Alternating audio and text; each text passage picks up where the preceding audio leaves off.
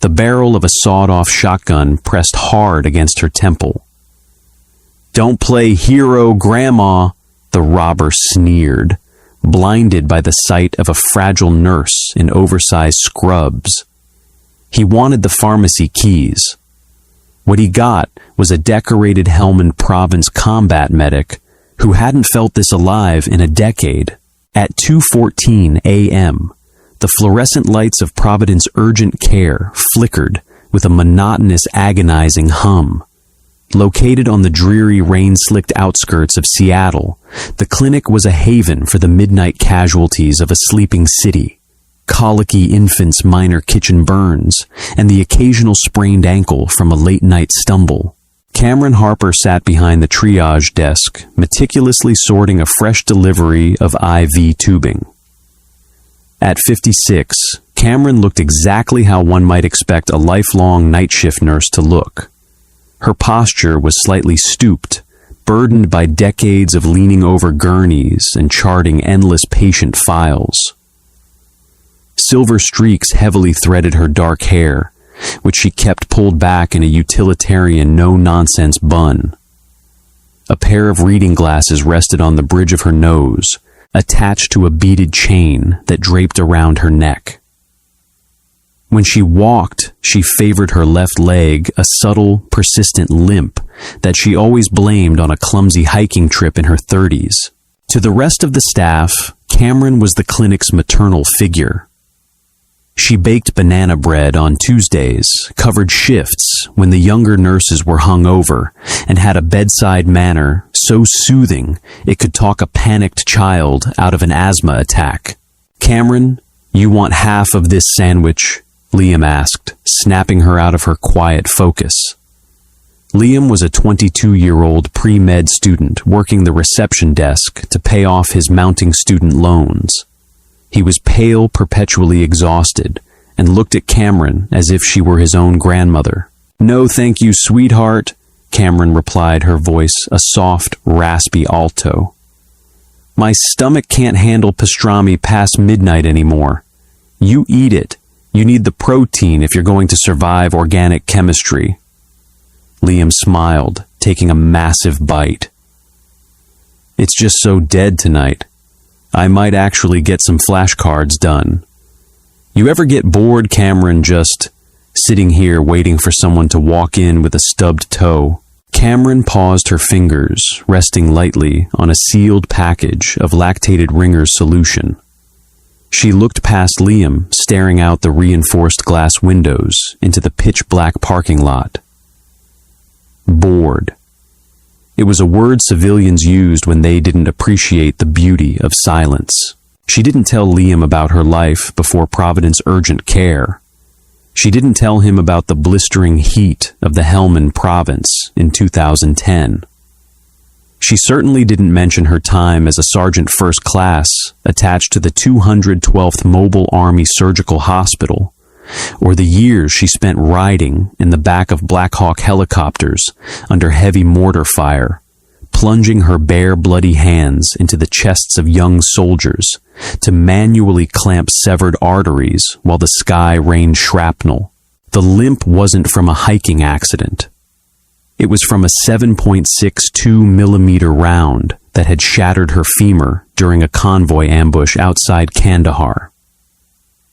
And the neatly framed nursing degree on the clinic wall conveniently omitted the silver star sitting in a velvet box at the bottom of her closet, awarded for dragging 3 wounded Marines to safety while taking sustained enemy fire. To Liam, to the doctors, to the world, she was just Cameron. Frail, sweet, predictable Cameron. "I prefer the quiet Liam," she finally answered, offering him a warm, practiced smile.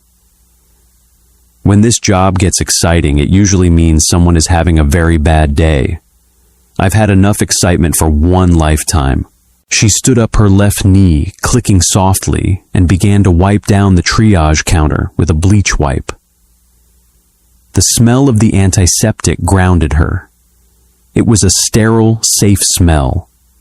Unlike the metallic tang of blood or the choking scent of cordite, that still occasionally visited her in her nightmares. "I'm going to head to the back and check the inventory in the lockup," Cameron said, tossing the wipe into the biohazard bin. "Page me if anyone walks in." "Will do, boss," Liam mumbled around his sandwich, already pulling out a thick textbook. Cameron walked down the short, brightly lit hallway toward the pharmacy storage.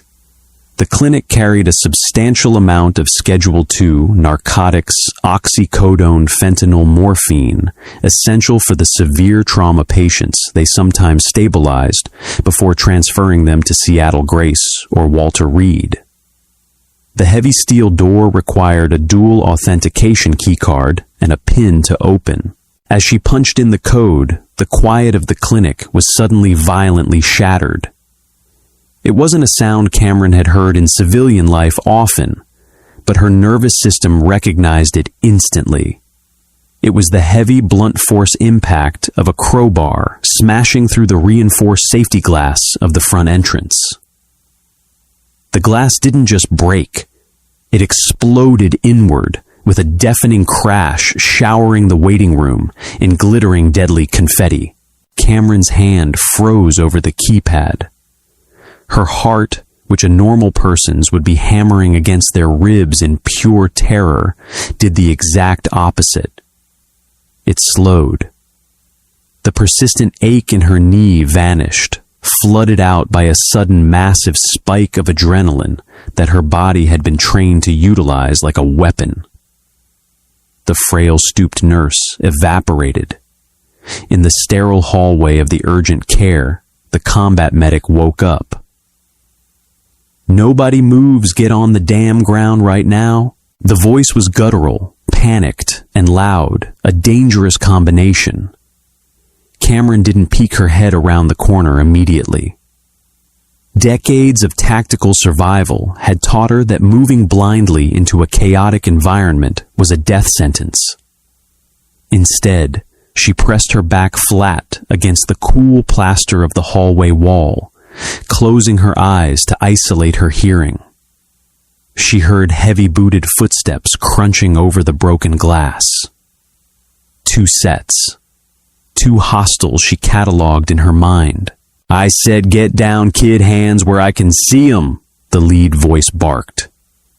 Cameron heard the heavy, sickening thud of something solid striking bone, followed instantly by Liam crying out in pain. The heavy thud was likely a firearm. A long gun, judging by the sweeping sound it made through the air. "Please, please, we don't have any cash," Liam sobbed, his voice cracking in absolute terror. "The register is empty."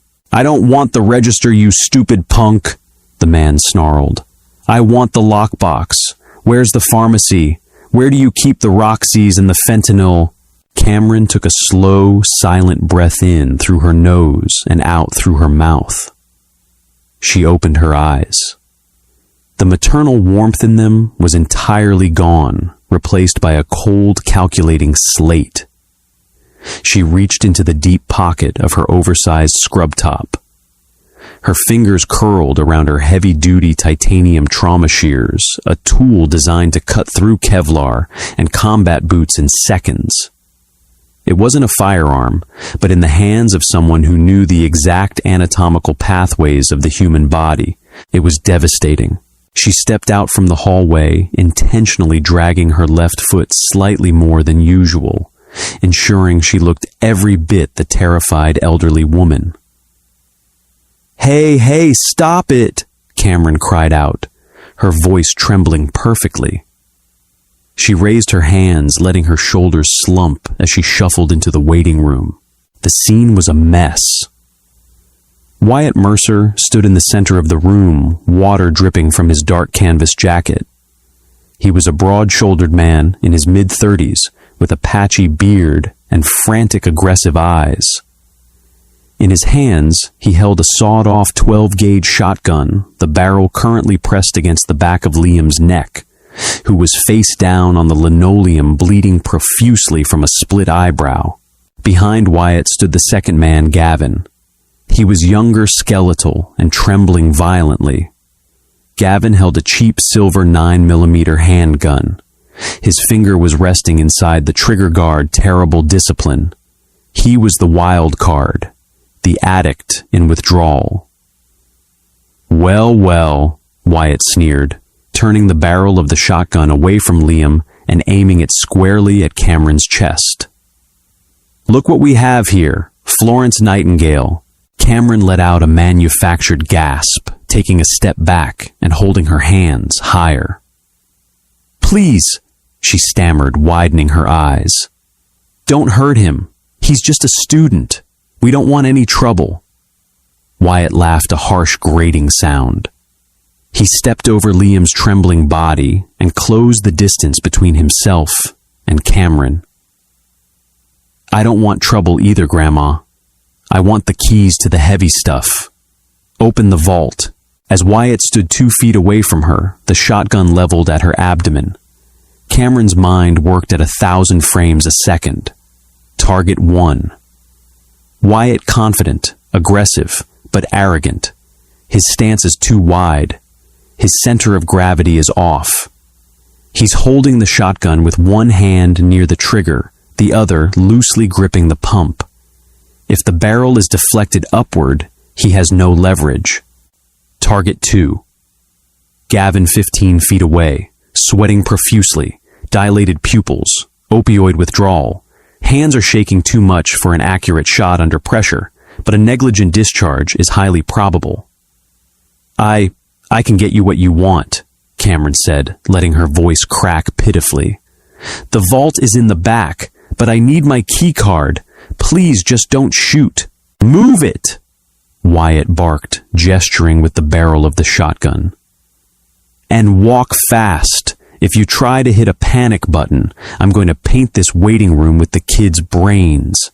Got it? I understand, Cameron whimpered. She turned clumsily, ensuring she bumped her hip against the triage counter, reinforcing her fragility. She began a slow, agonizingly awkward shuffle down the hallway toward the pharmacy door. Wyatt followed close behind her, his boots heavy on the floor. Faster, you old bat, he shouted, shoving her roughly between her shoulder blades. It was a forceful shove. For a frail 56-year-old civilian nurse, it would have been enough to send her sprawling uncontrollably face first into the linoleum. But Cameron didn't sprawl. She used the kinetic energy of the shove. As she fell forward, she intentionally twisted her torso, her right hand reaching out not to brace her fall, but to grab the heavy steel O2 oxygen cylinder securely strapped to a medical crash cart in the hallway. Instead of hitting the ground hard, she dropped into a tight, controlled tactical crouch, sliding perfectly into the blind spot beneath Wyatt's line of sight. Wyatt blinked, momentarily confused by how quickly the old bat had vanished from his eye line. "What the get-up?" he yelled, stepping forward and lowering the shotgun to aim at the floor. He never got the chance to pull the trigger. From her crouched position, Cameron exploded upward with a velocity and precision that defied her age. Her left hand shot out, grabbing the searing hot barrel of the shotgun and violently shoving it upward toward the ceiling. At the exact same microsecond, her right hand gripping the solid titanium trauma shears drove forward like a piston. She didn't aim to kill. She aimed to incapacitate. The blunt, heavy fulcrum of the shears slammed directly into the brachial plexus nerve cluster, buried deep in Wyatt's armpit, right where his jacket was open. It was a perfectly placed strike, executed with the terrifying muscle memory of a woman who had spent years fighting for her life in the world's most unforgiving war zones. The impact sent a massive, paralyzing shockwave of electricity straight down Wyatt's radial nerve. His entire right arm went instantly numb, his fingers spasming violently as they completely lost their grip on the shotgun. Wyatt let out a confused, breathless choke as his weapon dropped away. The armed robber had severely underestimated the nurse. and as Cameron seamlessly caught the falling shotgun out of the air before it even hit the floor, Wyatt realized with a spike of ice-cold dread that he was no longer the predator in the room. He was the prey. The heavy sawed-off 12-gauge shotgun fell perfectly into Cameron's waiting left hand. She didn't rack the pump. Firing a devastating spread of buckshot inside a sterile medical facility with a civilian present was entirely out of the question. A weapon is only as good as the mind wielding it, and Cameron Harper's mind was a fortress of calculated tactical restraint. Wyatt gasped, his right arm dangling uselessly at his side like a severed cable. The nerve strike had completely paralyzed his limb. Confusion and blind panic washed over his features. He stumbled backward, his heavy boots squeaking against the polished linoleum, desperately trying to comprehend how the fragile, limping grandmother had suddenly morphed into a lethal close-quarters combatant. "You!" Wyatt choked out, his eyes wide with a sudden primal terror. He awkwardly swung his good left fist in a wide, desperate arc toward her face, aiming to crush her jaw. It was a slow, telegraphed punch born of sheer desperation. Cameron stepped inside his guard with the fluid, practiced grace of a phantom. She shifted her body weight, dropping her hips to lower her center of gravity, and drove the solid walnut stock of the captured shotgun directly into Wyatt's solar plexus. The hollow, sickening thud echoed sharply down the narrow hallway. All the oxygen was instantly violently evacuated from Wyatt's lungs. His eyes rolled back into his head as his diaphragm seized entirely. He folded in half like a broken folding chair, collapsing heavily onto the floor in a wheezing, breathless heap.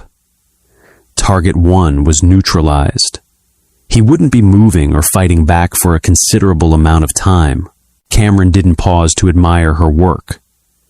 In the brutal, unforgiving mathematics of combat, lingering was how you died.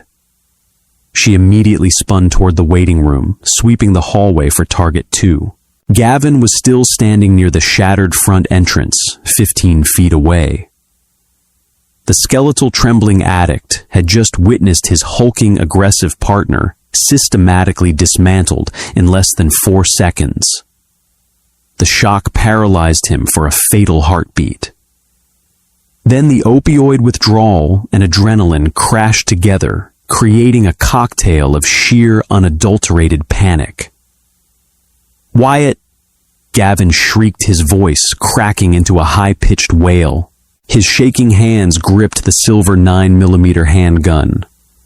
With absolutely no trigger discipline, no stance, and his eyes practically squeezed shut, Gavin yanked the trigger. Bang, bang, bang! The deafening reports of the handgun in the enclosed clinic were physically agonizing. The muzzle flashes briefly illuminated the dim waiting room in harsh strobe light yellow. Bullets tore blindly through the air, completely uncontrolled. One round shattered the heavy glass of the reception partition, raining thousands of tiny crystalline shards over Liam, who screamed and curled tighter into a fetal position beneath the triage desk. Another round buried itself deep into the drywall, just inches from Cameron's left shoulder, showering her scrub top with fine white gypsum dust. Cameron didn't flinch. She didn't scream. Her training forged in the blistering bloody heat of the Helmand province overrode any civilian instinct to freeze. She instantly dropped low, rolling behind a heavy steel crash cart loaded with defibrillators and emergency airway supplies.